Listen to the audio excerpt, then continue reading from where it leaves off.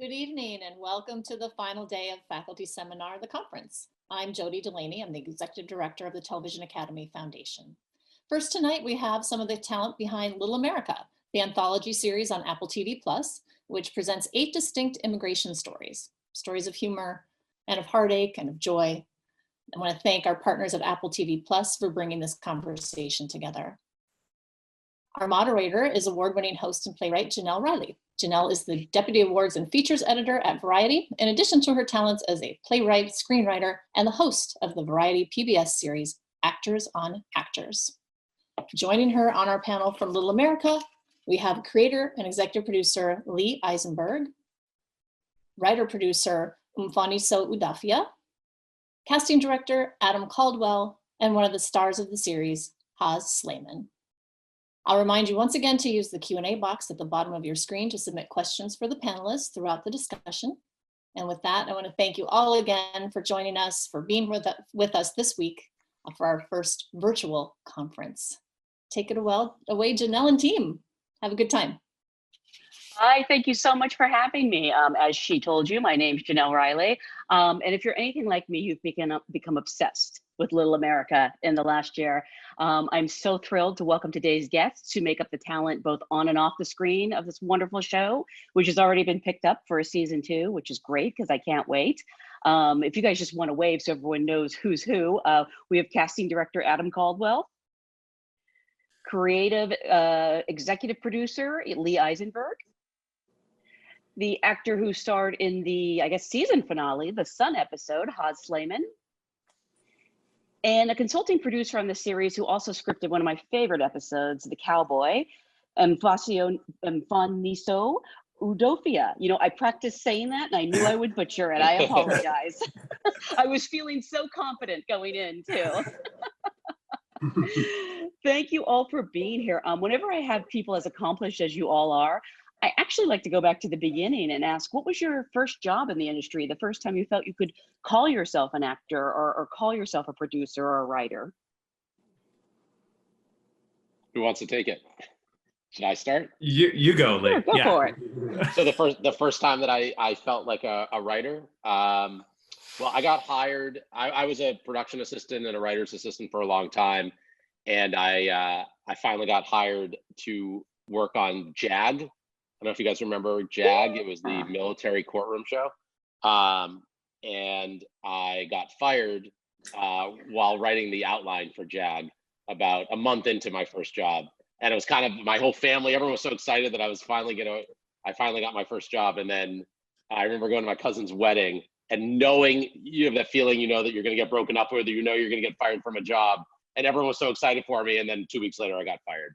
Why? Back to being an assistant, and then a few years later, things worked out. Do you mind if I ask why were you fired, or was it just, you know, a random thing? I think it was a combination of my lack of knowledge about the military courtroom drama procedural. I don't know if that's exactly my sweet spot as a writer. And I think there was management and kind of communication issues that now being a showrunner and knowing how a show runs, I would not necessarily do it the same way. But yeah, so I would say it was a little bit of both. I normally wouldn't ask, but since things obviously worked out, I felt comfortable kind of poking at that wound. We can talk about JAG for the next hour. That's fine. Adam, for you? You know, I feel like casting as a profession is something you often fall into by mistake. Like, you know, there's no kids who are like, I want to be a casting director. I graduated from school thinking I was going to be a director. I taught high school for a few years in Miami, and then fell into some internships as assistant directing and realized I liked the casting process. And I luckily found this job, or I found an internship with Cindy Tolan, who I worked with for 12 years, who is like my mentor and my good friend before I came to Telsey and Company. But I guess, you know, one of the first things I was working with Cindy for a while, Avenue Q, the musical. And Wow. And so that was one of the things that I kind of like took on and was like, I guess, running with for a while on my own, with her supervising. And so that's kind of, I guess, the moment I was like, I'm doing it. I'm actually casting something on my own. That's a great one. Fanisa, what about for you? I entered TV writing through theater. So I was a playwright first. And so for me, that's when I really was like, I am a writer. When I was my first production, and I was sitting there watching my first play, Sojourners, and it was on a rotating set. Like, it was like people had spent money on my play. People were like learning the languages for my play. I was seeing the audience come in. And I mean, I actually had a moment of panic and I was like, no, this is for real. I'm a writer. So that was my moment. Wow, you got the Les Mis set. If it's rotating, they really spent money. I felt so special. It was it was a slow rotation. It was a little too slow, but I felt very good about it. It's amazing. Haz, for you?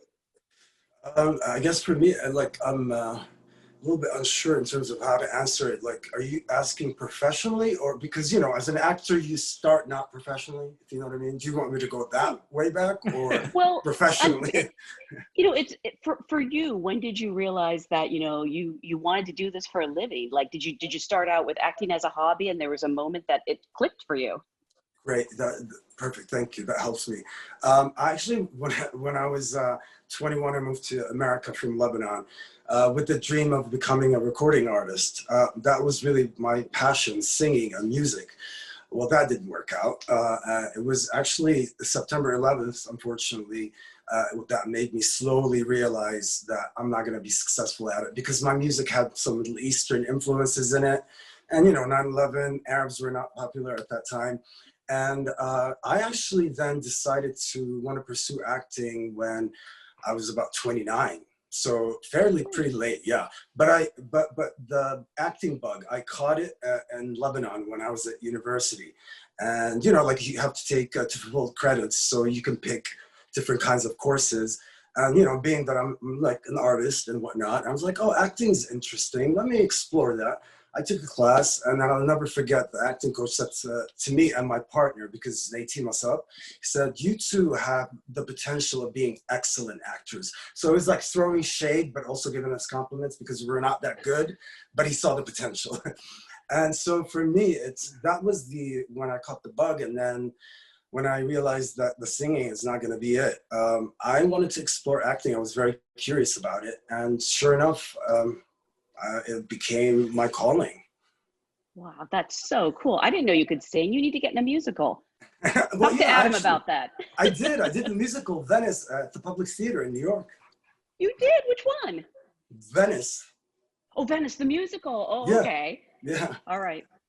Well, Adam, if there's another Avenue Q tour coming up sometime, maybe I think I don't know if there's going to be theater for a while, which is excellent point. Very sad.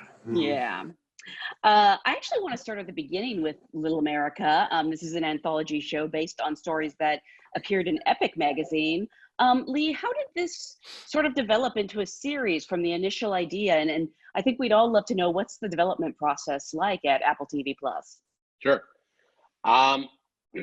You know, I was a writer who was trying to come up with the next thing that I was working on, and was sitting around and kind of racking my brain trying to figure out what I was going to do next. And I was kind of thinking about the landscape of TV and what was happening and what I was really excited about watching and working on. And, you know, Master of None was a show. I'm friends with Aziz and Adam. I'm friends with Alan. It would be funny if I didn't know his name, but no. He's an executive producer of the show, and we are also friends. And I thought what they did on that show was so special, and the mix of tones was just really exciting to me. And I remember there being an episode, I think it was in season 1, called Parents, and it was almost from the perspective of these immigrants who came over, and the relationship was kind of about their kids not appreciating what they had done and what they had sacrificed in order to come to the United States. And my father is Israeli and came here the year before I was born, and really started with nothing and struggled. And we've discussed him as an episode of Little America in the writer's room. And I just started thinking, you know, that episode of Master of None, people were really talking about and they're so excited about. And I thought, well, what if there was a show where every episode could be like that? And that there's so many interesting stories with actors and characters that are usually not number one on the call sheet. And that was really, that was all I had. And I didn't really know much more than that. And I kind of walked into my executive's office at the time and said, hey, what do you think about an immigrant anthology series? And her face kind of lit up. And then I was terrified that somebody had already come up with the idea because it seemed so obvious. And then I called Josh Bierman, who founded Epic Magazine. And I said, I have this idea for a show. And I was wondering if you maybe would be interested in doing research. And he said, well, what if we did these first-person photo essays? We've been looking to do that. I said, great. And it just kind of was one of those things where I remember hearing from Harold Ramis, who was this amazing writer, director. And he always said, you know, he never got his first choice for any, as a director, you know, whoever he wanted first, he never got. And I think he said he wanted Tom Hanks for Groundhog Day, and Tom Hanks passed, and he got Bill Murray. And so I always had in my head that whenever you do anything, you never get your first choice, but you know, hopefully, you know, you make some things. And so I was thinking like, well, who do I want to kind of collaborate with on this? And I called Alan and I said, hey, I have this show idea. Would you be interested? And immediately he said yes. Then Camille and Emily I'd known for years, and we'd never worked together. Camille and I had kind of developed one thing, but we haven't really worked together that much. And I said, do you guys want to do it? We went out to dinner. They said yes. So all of a sudden, these are people that I was friends with, but I was also had such admiration for their work. And I just thought tonally, this is what I wanted the show to feel like. And then as we started putting together the writer's room, it was just electric. And, you know, from the writers to the actors to the directors, it felt so personal. And, you know, Haas and Benicio can both talk about this, but like everyone had so much of their own kind of their story to tell within all of the episodes. And it connected in a way that I've never worked on anything like. Mm. And was it always with Apple TV Plus, or did you sort of pitch it around? Yes, we took it around as a pitch. And that was the other thing. I was convinced that, you know, we were going to get, you know, 8 offers for like a 3-year pickup, because I thought, what a great group of people. I was really patting myself on the back. And people were nervous about it. And I was annoyed and surprised. And I'm also petty. So I'm very happy that the show has been received as well as it has, for all the executives who kind of were like, I don't know if that's right for us. But Apple, you know, really from the beginning, they just completely connected with it, and they had notes, and we debated things, but it always felt like we were all headed in the same direction. And that doesn't happen all the time. And sometimes you're really, you know, you pick someone for casting and they want somebody else, or they want it to be funnier, or they want it to be darker, or they want it to be more emotional, they want it to be longer. And the conversations we had, I always felt, to a person, I've always felt that every single person that's been on the team of the show has just made it better. Yeah, I really feel that. And Mfaniso, what attracted you to the project as a whole, as a producer, but specifically to writing the episode "The Cowboy," which focuses on a Nigerian student who sort of finds a place in the Oklahoma cowboy culture? It's just such a special episode, and there must have been so much deep research involved in writing that. But did you know from the start, when you guys were sort of going over ideas, that was the one you wanted to write? Oh, there's so many questions. I'm going to start with that. I'm gonna start with the first one, and like how did I know it was this show? I remember it being brought to me and me going, wait a minute, there's a potential immigrant anthology series happening, and a part of my mission as a playwright was to tell immigrant stories, specifically African stories, from a really Nigerian stories, because I am ethnically Nigerian, from a really nuanced point of view, not like exotifying, not fetishizing, like really doing a 3D artistic buildup of a Nigerian life here in America. So that was my mission. So when this landed, I was like, yes. And I was also terrified, because I don't know if you know this, Lee, but I'm sure you know this, but I don't know if you felt it from me.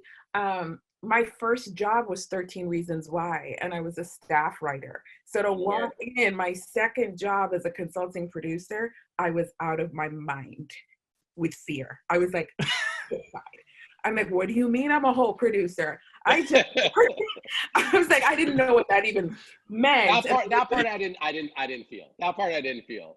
Woo! Well, There was but so I many sessions. we weren't. I like 13 Reasons Why a lot. I will just say that was not the natural. That's not the natural evolution of a writer. It's like, oh, people had worked on, kind of half-hour, kind of darker comedies, or as playwrights. And so I think I can't remember what we read of yours. I think it was a play. Yeah. But we vetted you and talked to the 13 Reasons Why folks. But that wasn't like, oh, we're constantly pulling from like a YA show for Little America. No, I mean, I just like to say out loud to the public, the kind of nights I had, like just staring into the mirror going, you got this. This is deserved. You can do it. You are a consulting producer. That's how I like pep myself up walking in. Oh my God. But I knew that I wanted to do it. And I didn't know all of the stories when I first took on the job. So it's like, I said yes. And then it was like everything from Epic and all the research. And it was one of those things where I was walking into the room just a hair late, if I remember it correctly. So I was like on the plane. Yeah. And I was on the plane reading as I'm like relocating to LA from New York. And that's when I read Igwe's story. And Iwet Buna, the Oklahoma Cowboy. And I was like, oh, this is so bizarre. It's the best kind of bizarre. And I love it because you never get to see Nigerians in this way. And I just what I loved about it was how he linked Igbo culture with cowboy culture in order to find his place in the world. And I didn't know that I was going to be able to jump on and write. I just knew that this was a story that I loved. So when I was able to jump on and write, what it did for me was I know these people very intimately. And I know this is the generation of my mom and my dad, what it was to come to this country to build.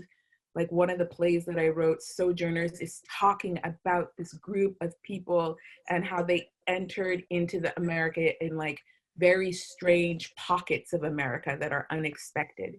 So for me, it kind of felt like being able to tell a part of my dad's story, being able to shed light on a particular kind of loneliness, especially since a lot of Nigerians came in through the South.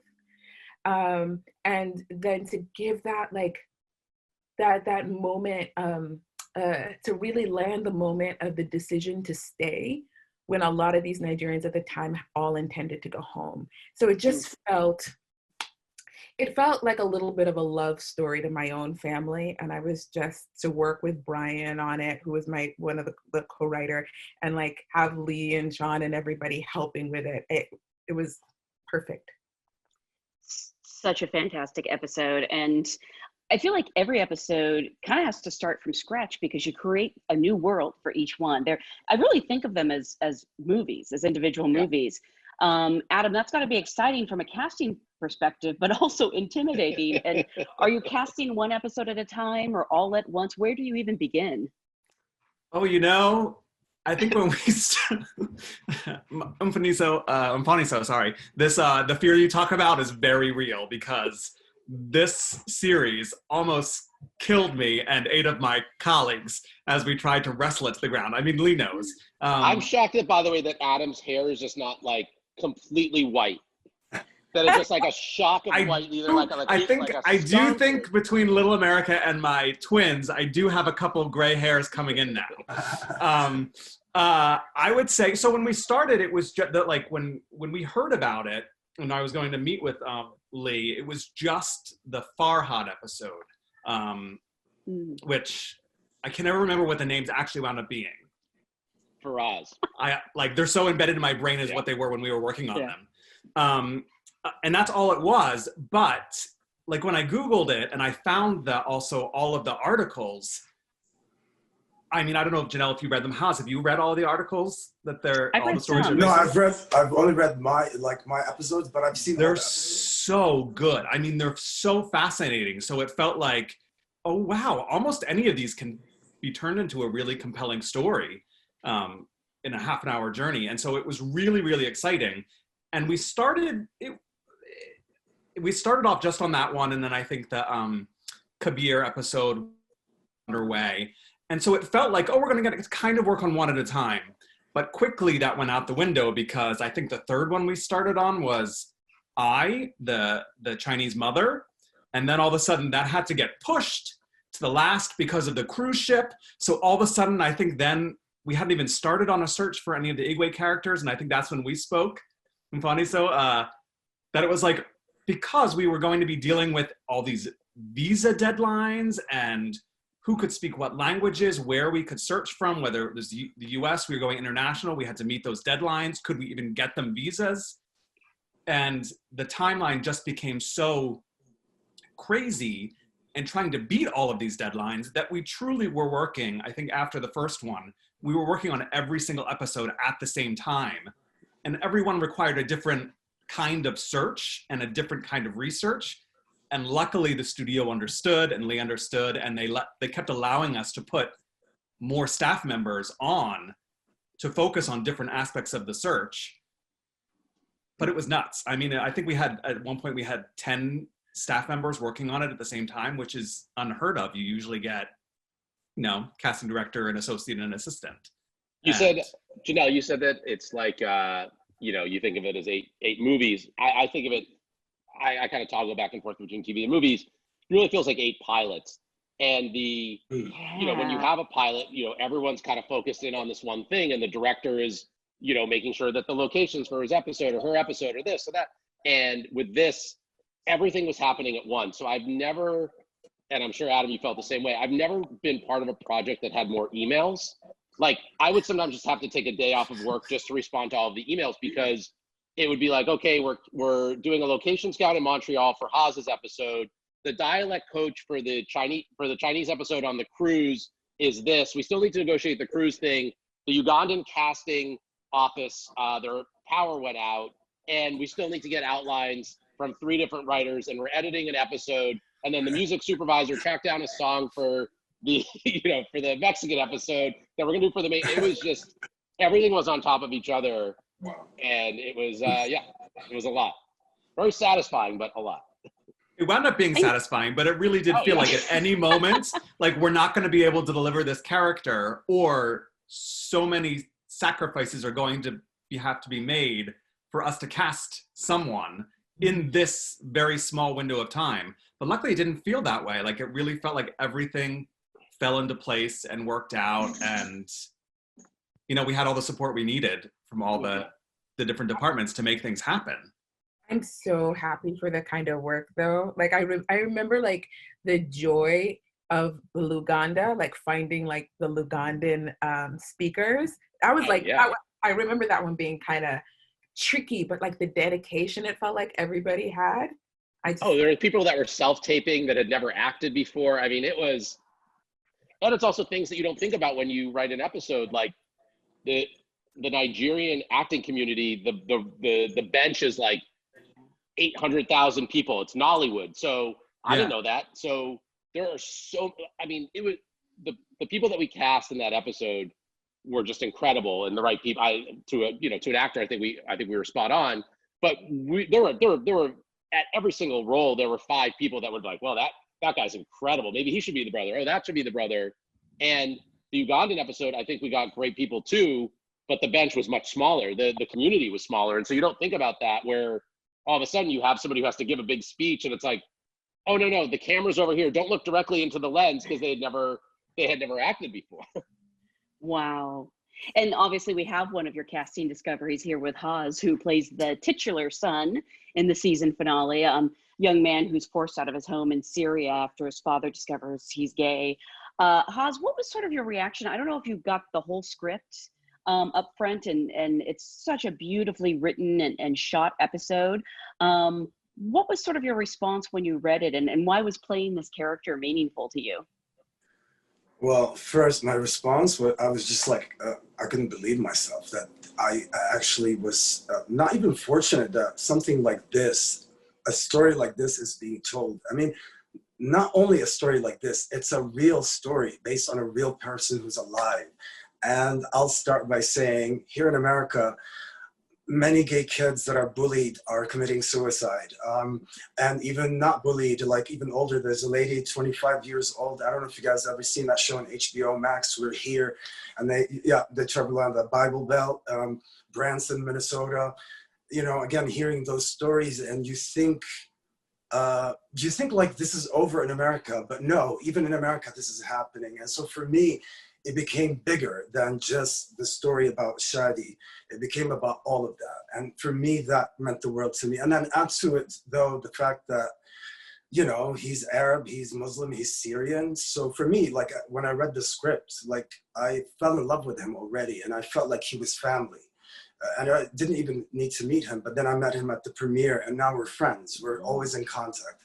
Yeah, so for me, it was like, honestly, like a dream come true, but a dream that I never had, because I never thought people cared about queer people's stories. And for me, to get the right, or to get the ability to tell the story of my Arab queer tribe, I mean, you know, it's something that I will always be grateful for. And you know, honestly, again, I think more stuff like that should be told. And that applies to all of the show, the series as well. You know, because also these stories in general are not being told enough, if at all.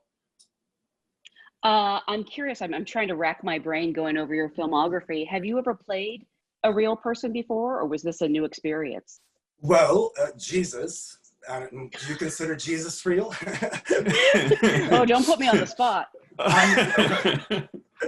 I mean, yeah, I had I was honored to have been able to portray Jesus in the Nat Geo feature film Killing Jesus, based on the book Killing Jesus. So, you know, that was frightening for sure, you know, because it's a big responsibility. But I felt even more frightened for the Sun, the episodes for Little America, because it was like so much closer. It became personal. It felt like I was actually telling a story about a family member, and you know, the responsibility of that was really much higher. Just you know, think of it in that way, and it was even more personal. What was the most challenging role to cast in the entire series? Because you're dealing with so many different languages, so many different, you know, continents that you're spanning. And also, you know, your very first episode, the manager, the lead is a young boy. The most challenging, what would it have been? I mean, I think it was probably the older characters who had to speak another language fluently, right? Because it's not necessarily a pool of professional actors. I mean, we were having like the president of the studio, her grandmother was going to, Perlina's grandmother was going to self-tape for Igwe's mother at one point, someone who could speak Igbo.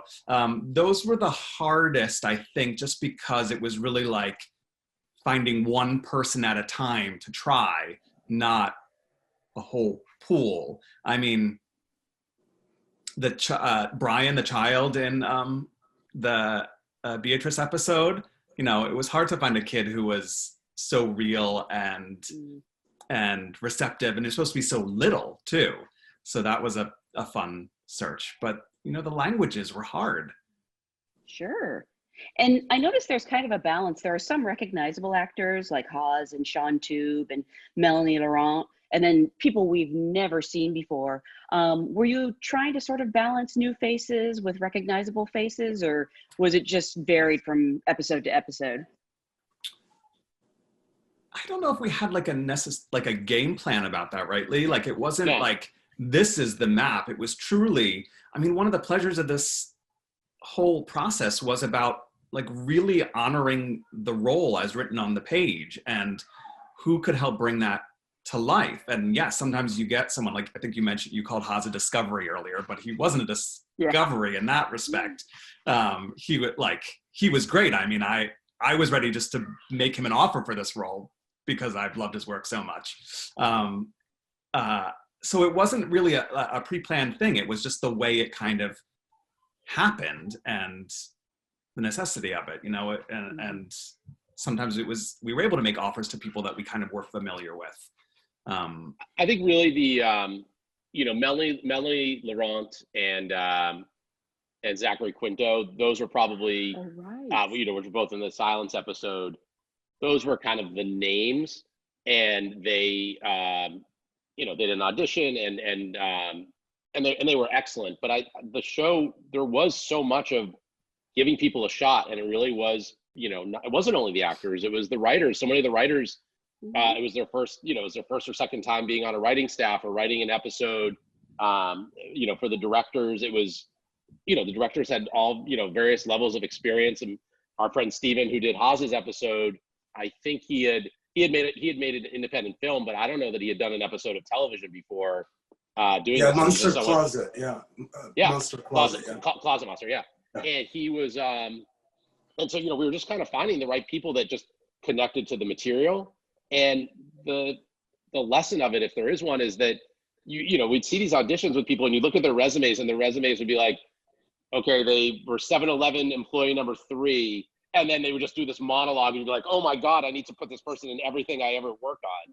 And that was happening like time after time. There aren't 80 name actors that are 15-year-old Mexican girls.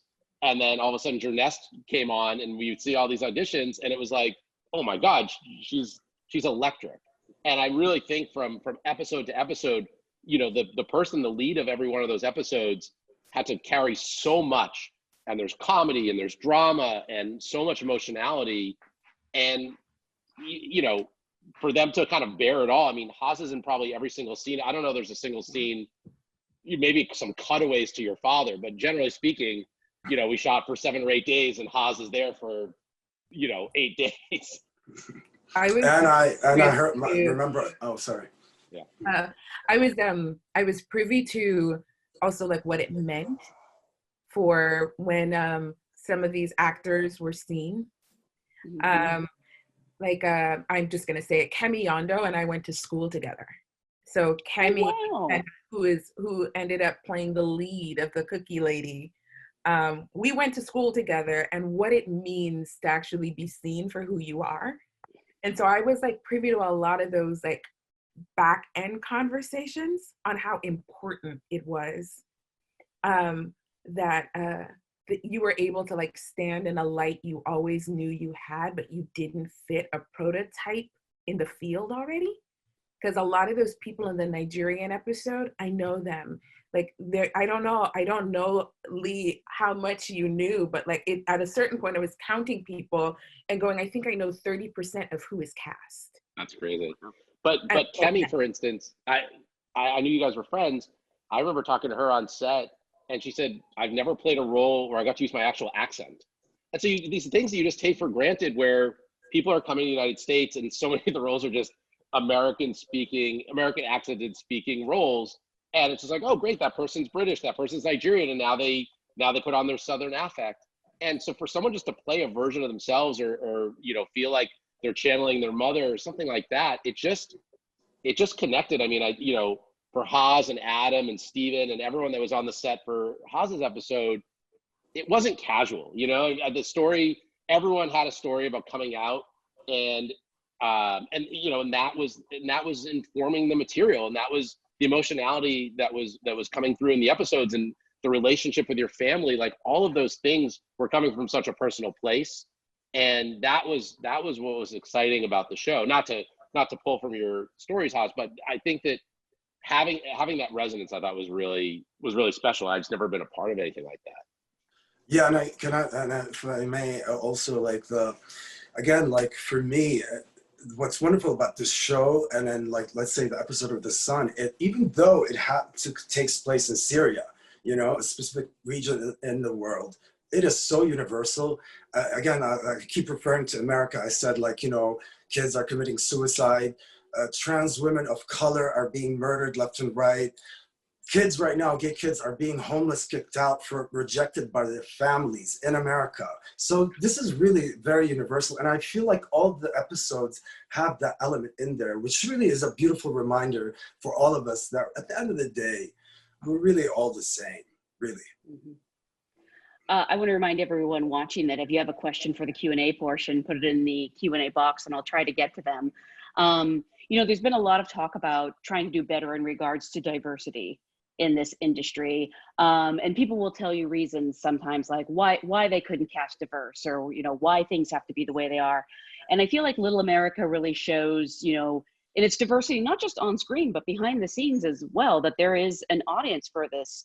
I mean, have you found just through the response of, you know, not just the fact that people are talking about the show, but do people, I know we've been in quarantine, but do people reach out to you and, you know, want to tell you how much this means to them?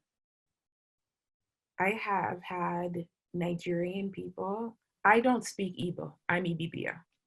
So for me, there was a little bit, just like a, I know I can hear a little bit of it, but it's not mine. But like people were reaching out to me via social media going, I haven't heard my vernacular language on TV before. And just the joy to be able to hear through everything. And for the first time, it's like, you don't need the subtitle, you hear it all. And so I got so many emails like that going, Sister, thank you. And I'm like, oh, thank you. I didn't, I'm happy for you. Wow. Well, I have to say, like, when I met Shadi, he made me cry because of how he was moved by how the whole episode came about. And basically he told me, like, everything he saw was exactly how he experienced it, like the events. But to add to that also, I have to say that I also found out the 2 years that, you know, my character based on Shadi spent during that time, he almost took his own life.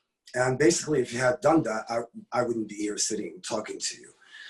And then also on top of that, I've been like, a lot of queer Arab people have been reaching out and saying, like, it's so wonderful that I can see myself, you know, in something finally. Absolutely. And Adam, you must get so much gratitude from actors who, you know, usually come in to play, as someone said, you know, 7-Eleven clerk, you know, an episode that's entirely about them. Yes, yeah. There was a lot of gratitude for the material as it was. There was, you know, we were lucky enough to be in a position again of recognizing that, like me or some of my staff members, although we had a diverse group of staff members, we couldn't possibly all be the right person of cultural authority about the episode. So we were able to hire a consultant or a reader or the translator to be in the room with us, which was also really fun because, you know, then someone who speaks that language walks in a room and says, oh my gosh, it's not going to be this white person reading with me. I actually get to hear the other language in the scene. And or they had some grasp of the language because it's in their family and they've heard it, but the reader was able to coach them a little bit in the audition with it, which was a really magical part of the equation too. Just being around that and having kind of a model for what we in the casting profession can be fighting for on other shows, even when it's not necessarily quite as integral to the process as Little America is, but we know that we can ask for it and say, like, this will help your show if you can help us hire this consultant or have someone as a reader for this session that can really help the actors and make them feel as welcome as they should as they do this material.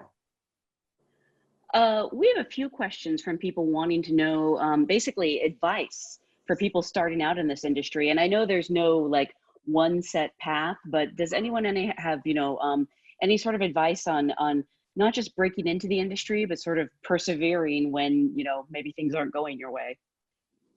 I mean, the thing that this is kind of coming from the writing side of it. The thing I always just tell young writers, and it sounds really obvious, is just write. I find that so many people make so many excuses and are trying to, like, they're kind of figuring out what agent they would be a good fit, or a manager. It's like, well, you have no script, so they're not going to do anything for you just because you have a desire or that you like movies. And I just think that there's certain things you can control and certain things you can't, but you can control how hard you work. And it doesn't mean that if you work really hard that you'll be guaranteed success. And some people need to work harder than others. And certainly people have more opportunities than others, but I always felt like, I don't know if I'll be the most talented person in the room, but I will outwork everyone else. And that was kind of something, maybe because my immigrant father kind of instilled that in me, you know, years and years ago. But that's something that I always felt like that's one of the factors that I can kind of control in my life. And but I also think like getting in this industry, you know, it kind of from the outside, it feels, you know, there's lights and there's premieres and there's money and your name's on TV and all these things, that the trappings of it that are exciting and feel kind of shiny. But I think probably to everyone on this panel, we're students of our craft. And so reading dozens and dozens of scripts and understanding why a scene ends this way, or when a character is being introduced and why that character was, you know, that you thought you forgot about comes back here, like setups and payoffs, all that stuff. It's like, the more you do it, the more you'll learn. And also the more you you talk to other people about it, going to seminars, reading, writing, like that's how you kind of acquire a skill. It's not just like, oh, I love movies, so I hope that one day I can be a great actor. I think it takes a lot of time and a lot of effort. And I'm going to say, in terms of acting, honestly, it's so simple what I'm about to say. Be yourself, you're enough. Be true to who you are, be authentic, and you'll go very far if you do that. This is adjacent to what Lee said, and it's specific for me, but I always tell it to people. I established a practice. Like, so it's like write, and it was also figuring out the way I write and what that means for me to write. And so I literally figured out what time of day my brain works best. Yeah. I figured out how the environment I needed in order to write the best. And then the second thing, I started getting kind of bold, and this is me, especially in the theater world. I started writing playwrights, going, listen, I need a mentor. Will you talk to me? And I kind of just had a splay to it. And I'm surprised by how many people talked to me, which also felt like a foot in the door. I don't know why I had this thing in my mind when I was starting out that people were unkind, and that's not necessarily true. The people who will tell you no, but I got a lot of critical yeses when I started out, just because I asked, will you talk to me? I agree with that. And honestly, it only takes one yes sometimes. We actually have a lot of questions. I don't know if you can speak to this, but people want to know about season 2. Have you started writing? Are you going to be able to shoot soon? Can you give us a tease of any of the stories? So we have written a season, as Empadiso can attest. She also got her credit increased, and she stayed on as a producer and a higher level producer. So and you deserve it. She absolutely deserves it, but hopefully she looks in the mirror with a little bit more confidence than when she first started. She's indispensable. But yeah, we had a writing staff and some new writers, some old writers, and we wrote 8 episodes, and we were supposed to start shooting in May, and then it got pushed a few weeks, and then it got pushed a lot longer, and we're just trying to find a way through it. It's really, Little America is a very challenging show to shoot under the best of circumstances. And, we were trying to get going even, maybe in the next few months, and it felt like we were going to do it with a hand tied behind our back in terms of locations, in terms of crowd limitations, in terms of scenes of intimacy. And, now that there's other shows that are going and the protocols are being honed, I feel like for every single show, I feel like we have a little bit more of a path. But season 2 was very ambitious. We had an episode that took place in the Minnesota State Fair. We had an episode that took place, on a Coast Guard ship with hundreds and hundreds of Haitian refugees. And that would not be a casual COVID shooting experience. We had an episode that was set in Cuba. And so I think the stories are still very intimate, but I think that the scope of it, if anything, kind of increased. I think we got excited, and I think we got bolder. And so, it's like you love all your babies the same. But I was so excited, and we'll shoot it at some point, and it's going to be great. And hopefully it gives Adam and his team a little bit more time to I actually love that the stuff is written in advance. Yeah. I mean, if it sticks, because it won't be so much jockeying about Absolutely the schedule. Oh, But no, the first two things that you told me about, the first two roles for leads, were doozies. They were. I bet you. I don't know if you can say anything now, but yeah, they were. I mean, we're looking for an El Salvadoran teenage girl who's a unilateral amputee. That's difficult to find. And then the other one is an Afghan, who's probably in his 20s, who's a piano prodigy. And so again, you write these things and you're like, oh, that would be cool. And then all of a sudden you're like, oh, no, we won't be able to fake it. He needs to be a piano prodigy. And he also needs to be a great actor. And he needs to be from Afghanistan. When we come back in a year, I just want Adam's hair to be fully white, not just the back. He's gonna be completely bald. Yeah. We had pretty much found before the shutdown our Afghan piano prodigy, but the girl wasn't. Well, maybe, I don't know. We'll see. We stopped in the middle of that. COVID came in the middle of that search. Well, I hope for many reasons, obviously, that things can get back up and running, but also largely because I cannot wait for more episodes. It is such a special show. I want to thank you all for being here today. Thank you, everyone who's watching at home, for the great questions. Thank you all for watching. Thank you. Thank you. Thank you. Thank you. Great seeing everyone too. Yes. Yeah. Yeah.